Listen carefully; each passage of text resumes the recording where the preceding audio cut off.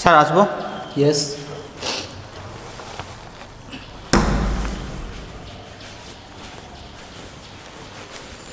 Good morning sir. Good morning madam. Good morning. বসুন। ধন্যবাদ sir. আচ্ছা, তোমার সম্পর্কে কিছু বলো। আমি অভিজিৎ ভৌমিক, হুগলি ডিস্ট্রিক্ট চাপাডাঙ্গা গ্রাম থেকে আসছি। গ্রামের স্কুল থেকে নিয়ে আমার পড়াশোনা হয়। 2010 সালে আমি উচ্চ মাধ্যমিক পাস করি এবং 2013 সালে গ্র্যাজুয়েশন এবং 15 সালে আমি মাস্টার ডিগ্রি কমপ্লিট করি। বর্তমানে আমি টিউশনি পড়াচ্ছি এবং তার সাথে ওয়েস্ট বেঙ্গল পুলিশেরও প্রিপারেশান নিচ্ছি। আচ্ছা, অভিজিৎ বললে নাম, তাই তো? হ্যাঁ স্যার। তোমার নামের অর্থ কি জানো? অভিজিৎ নামের অর্থ কি? শুভ বা জয় করা। আচ্ছা আচ্ছা আচ্ছা। তোমার জেলার বিখ্যাত কিছু দর্শনীয় স্থান আছে? হ্যাঁ স্যার আছে। তার নামগুলো কি যদি বলো? যেরকম আমাদের চুঁচুড়ায় ব্যান্ডেল চার্চ রয়েছে, আমাদের তারকেশ্বরেতে শিব মন্দির রয়েছে। আচ্ছা, ওকে ওকে। আচ্ছা, এই যে পুলিশের চাকরি করতে এসেছো তুমি, ধরো ডব্লিউপি কনস্টেবল দিয়েছো, তাই তো? তো এর যে ড্রেসটা খাকি পোশাকের হয়, কেন হয়? খাকি পোশাকের হয় কারণ স্যার একজন পুলিশ দিনে প্রায় 24 ঘন্টার তার ডিউটির মধ্যে থাকে, ফলে বাতাসে ধুলো বালি সেগুলো নোংরা হলেও বোঝা যায় না। যেহেতু কাপড়টা সুতির কাপড় হয়, সেই জন্য পরেও আরাম পাওয়া যায়। আচ্ছা আচ্ছা আচ্ছা। আচ্ছা, পুলিশ তো তুমি হতে চাইছো, এই পুলিশ কথার অর্থটা কি তুমি জানো? হ্যাঁ ম্যাডাম জানি। পুলিশ কথার অর্থ হচ্ছে জননিরাপত্তা রক্ষাকারী। একদম ঠিক আছে। আরেকটা প্রশ্ন আমি তোমাকে করছি, সেটা হচ্ছে পুলিশ হতে চেয়েছো, তো সব সময় তো আমরা আমাদের স্ট্রেংথ পয়েন্টটাই দেখাই, তো তোমার কি কিছু উইক পয়েন্ট রয়েছে?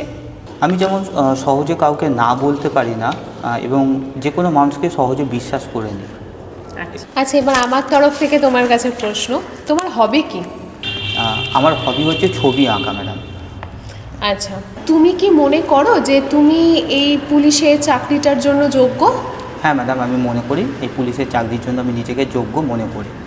কেন মনে করো? আমি কোনো অপরাধমূলক কাজ যেমন পছন্দ করি না, আমার সামনে কেউ অপরাধমূলক কাজ করলেও আমি প্রতিবাদ করি। তো সেই হিসাবেতে এবং বর্তমান দেশে যেরকম দুর্নীতির বাজার বা দুর্নীতি হচ্ছে, এই সমস্ত ক্ষেত্রে যাতে না হয় সেই সমস্ত প্রোটেকশানের জন্যই আমি এই পেশাকে আমি বেছে নিতে চাইছি। আচ্ছা, বেশ। তুমি ভুল করে নির্দিষ্ট ধরো কোনো একজনকে আটকে রেখেছো, ঠিক আছে? পরে বুঝতে পারলে এটা তোমার ভুল ছিল, যে তুমি ভুলবশত তাকে আটকে রেখেছো, তখন তুমি কি করবে? আমার ভুল শুধরে নিয়ে বা সংশোধন করে সমস্ত বিচার করে যে সেই ব্যক্তি যদি প্রকৃতই যদি নির্দোষ হয়, তাহলে তাকে ছেড়ে দেওয়ার বা মুক্তি দেওয়ার ব্যবস্থা করব। আচ্ছা আচ্ছা আচ্ছা আচ্ছা।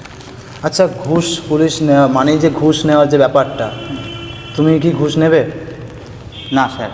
যদি প্রভাবশালী কেউ এসে বলে যে এটা রাখুন আর এই যে আছে তাকে ছেড়ে দিন, তখন কি করবেন? স্যার, আইন সবার জন্যই সমান। তো যদি কোনো প্রভাবশালী ব্যক্তি এসে এরকম ধরনের প্রস্তাব দেয়, সেই প্রস্তাব আমি গ্রহণ করব না, কারণ আইন সবার জন্যই সমান। কারণ আমি আইনের রক্ষাকর্তা হিসাবে সেই সময় চেয়ারে আমি বসে আছি। তো যদি কোনো ঊর্ধ্বতন কর্তৃপক্ষ আমার উপর অত্যাধিক বল প্রয়োগ বা চাপ সৃষ্টি করে, তাহলে আমি আমার কর্তৃপক্ষকে বিষয়টা জানাবো। আচ্ছা, ধরো তোমাকে রাতে ডিউটি দিলাম, তাহলে বা রাতে ডিউটি দেওয়া হলো, বা তুমি ধরো সিলেক্ট হলে, তুমি রাতে ডিউটি তোমার পড়লো, তুমি কি রাতে ডিউটি করতে আসবে? হ্যাঁ স্যার, আসবো। আচ্ছা, কেন? কারণ যেহেতু আমি মানুষজনের নিরাপত্তা রক্ষাকারী হিসাবেতেই আমি কাজ করছি, তাহলে এখানে কোনো সময় বেশি গুরুত্বপূর্ণ না, সেটা দিনে হোক বা রাতে হোক। আচ্ছা আচ্ছা। আচ্ছা, তুমি বললে তোমার হুগলি জেলায় বাড়ি, হুগলি জেলায় কতগুলো থানা আছে বলতে পারবে? 18টা পুলিশ স্টেশন আছে। একদম। ও, তাহলে মহিলা পুলিশ স্টেশন কটা আছে? একটা আছে স্যার। আচ্ছা আচ্ছা আচ্ছা। হুগলি জেলায়, হ্যাঁ, হুগলি জেলায় যে বিখ্যাত কিছু খাবার পাওয়া যায়, তার মধ্যে ধরো একটা মিষ্টি আছে, সেই মিষ্টিটা কি বলতে পারবে? জনায়ের মনহরা মিষ্টি রয়েছে। আচ্ছা আচ্ছা আচ্ছা। আচ্ছা, আমরা যদি তোমাকে সিলেক্ট না করি এই চাকরির জন্য, তাহলে তোমার পরবর্তী প্রতিক্রিয়া বা পদক্ষেপ কি হবে? যেহেতু ম্যাডাম এটা আমার ড্রিম জব রয়েছে, তো এর জন্য আমি 100% চেষ্টা করেছি এই জায়গায় আসার জন্য।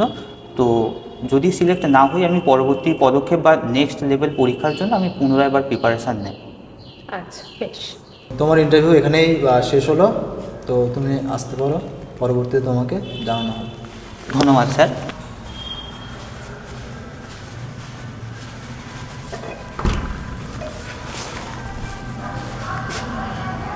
তো তোমার তো ইন্টারভিউ হলো, তো এবারে তোমার যে ভুলগুলো ছিল সেগুলো নিয়ে আমরা একটু আলোকপাত করতে চাই, ঠিক আছে? তো প্রথম কথা হচ্ছে, ইন্টারভিউ দিতে গেলে একটু গ্রুমিং করা খুব জরুরি, ঠিক আছে? মানে এরকমভাবে চুল দাড়ি কেটে মানে একটা মানে যেটা ফর্মাল লাগে আর কি, ঠিক আছে, সেরকমভাবে আসা জরুরি, এবং ড্রেস কোডটা ঠিকঠাকভাবে একটু মেনটেন করতে হবে। তোমার দুর্বলতা কি তখন বলতে গিয়ে তুমি যে বললে যে আমি সহজেই সবাইকে বিশ্বাস করে ফেলি, না করতে পারি না। তো ইতিমধ্যে আমি একটা প্রশ্ন করেছিলাম, যেখানে বলেছিলাম যে কোনো প্রভাবশালী লোক, ঠিক আছে, যার তার টাকা পয়সা আছে, সে তোমাকে বললো যে ঘুষ নাও, নিয়ে ওকে ছেড়ে দাও, তখন কিন্তু তুমি বললে যে না, নেবে না। কিন্তু কেন নেবে না? তখন তুমি বললে যে কাউকে না করতে পারো না, বা বিশ্বাস করতে পারো, সহজেই বিশ্বাস করে নিয়ে নেবে। পুলিশের চাকরি করতে এসে এই ধরনের কথা কিন্তু বলা ঠিক নয়, ঠিক আছে, সে ধরনের কথা বলা যাবে না। ঠিক আছে স্যার। আচ্ছা, আমি তোমাকে একটা কোয়েশ্চেন করি, সেটা হচ্ছে তুমি তারকেশ্বরে থাকো বললে, তো হুগলি জেলার তারকেশ্বরে তোমাকে স্যার ম্যাডামরা জিজ্ঞাসা করলেন যে দর্শনীয় কি স্থান আছে, সেখানে তুমি বললে যে হুগলির চুঁচুড়াতে ব্যান্ডেল চার্চ অবস্থিত। আমার মনে হয় এটা ভুল, হুগলির চুঁচুড়া হবে না, ওটা কিন্তু হবে হুগলির ব্যান্ডেলেই ব্যান্ডেল চার্চ অবস্থিত। আচ্ছা, আমি তোমাকে একটা প্রশ্ন করেছিলাম যে হুগলি জেলায় কতগুলো পুলিশ স্টেশন আছে, তুমি টোটাল 18টা বলেছো, একদম সঠিক উত্তর। কিন্তু তুমি যেহেতু একটা পুলিশ হতে চলেছো, তো তোমাকে অবশ্যই কটা কি পুলিশ স্টেশন রয়েছে, মানে কটা ওমেন পুলিশ স্টেশন রয়েছে, কটা সাইবার পুলিশ স্টেশন রয়েছে, সেটা অবশ্যই উল্লেখ করতে হতো।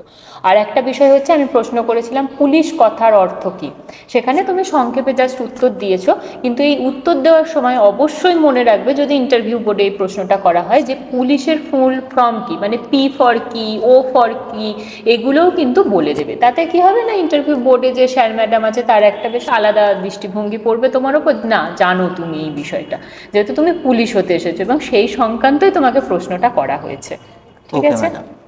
তো তোমরাও যারা যারা এতক্ষণ ধরে ইন্টারভিউটা দেখলে, তো এটা একটা ডেমো ছিল। তো আশা করছি তোমরা বুঝতেই পারলে তোমাদের কোন ভুলগুলো করা উচিত নয়, বা কেমনভাবে তোমাদেরকে ইন্টারভিউয়ে প্রস্তুতি নেওয়া উচিত।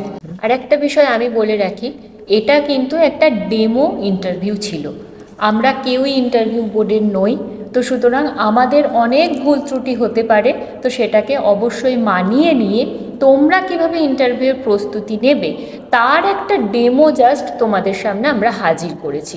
তো সেই কারণে তোমাদের কাছে একটাই রিকোয়েস্ট, তোমরা সকলে এটাকে একটু পজিটিভভাবে নাও এবং তোমাদের ইন্টারভিউর প্রস্তুতিকে আরও দৃঢ় করে তোলো। আর তোমাদের এই প্রস্তুতি আরও মজবুত করার জন্য আমরা তোমাদের জন্য নিয়ে হাজির হয়েছি আগামী 25, 26, 27শে জানুয়ারি 3 days ফ্রি অনলাইন ওয়ার্কশপ, যেটা WBP কনস্টেবলের ইন্টারভিউ। আর এই অনলাইন ওয়ার্কশপটা জয়েন করার জন্য তোমরা অবশ্যই প্লে স্টোর থেকে BSSEI ডিজিটাল লার্নিং অ্যাপটা ইনস্টল করে নেবে।